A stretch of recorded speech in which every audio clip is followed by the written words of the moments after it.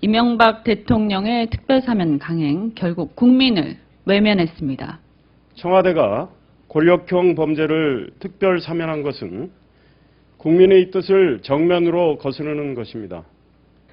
이명박 대통령이 결국 임기 마지막까지 국민들과 맞섰습니다. 국민이 준 공적 권한을 오직 개인의 이익을 위해 마지막까지 다 휘둘러 보겠다는 심보로밖에 보이지 않습니다.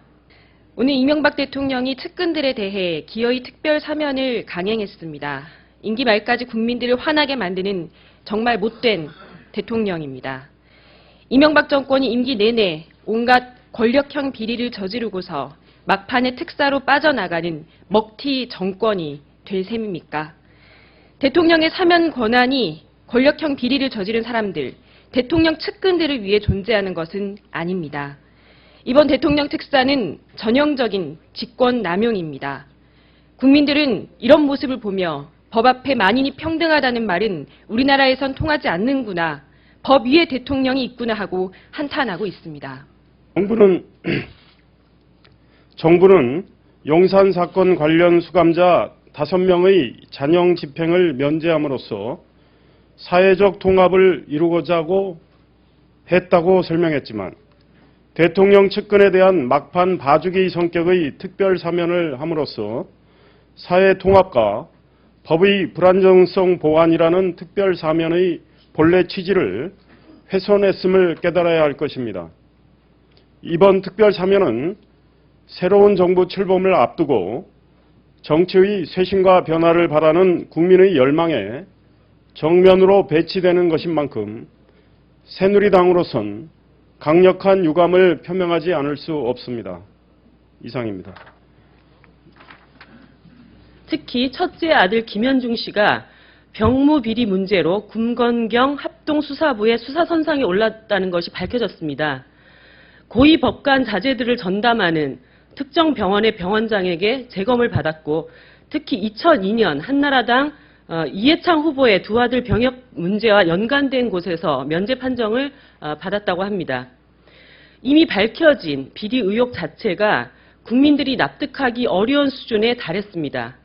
박근혜 당선인과 김영준 후보자 스스로 잘못 깬 첫 단추를 제대로 풀어야 할 것입니다. 그 방법은 잘못 깬 단추는 풀고 처음부터 다시 깨는 것이라는 조언을 함께 드리고 싶습니다. 마치겠습니다. 징역 6월에 집행유예 1년을 받은 김효재 전 청와대 정무수석 비서관도 사면 대상에 포함되었습니다.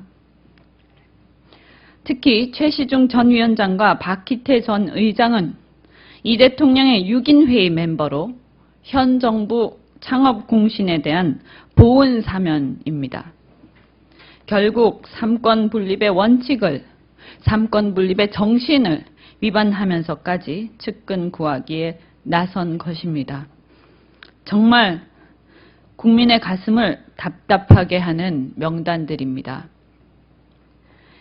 이명박 대통령은 이번 특별사면 진행에 대해 법과 원칙에 맞는 사면을 실시했다고 합니다. 이 대통령의 법과 원칙은 국민의 법과 원칙과는 다른 것인 모양입니다.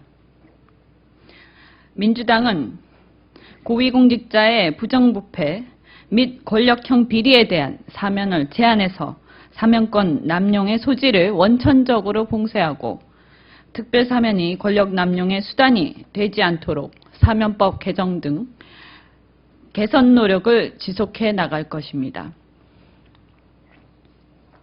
대통령의 엄청난 권력을, 공과 사를 구별하지 못하고 자신의 사적 이익을 위해서 마지막까지 남용하는 이 행태는 결코 용서받지 못할 것입니다. 역사가 심판할 것임을 말씀해 드립니다.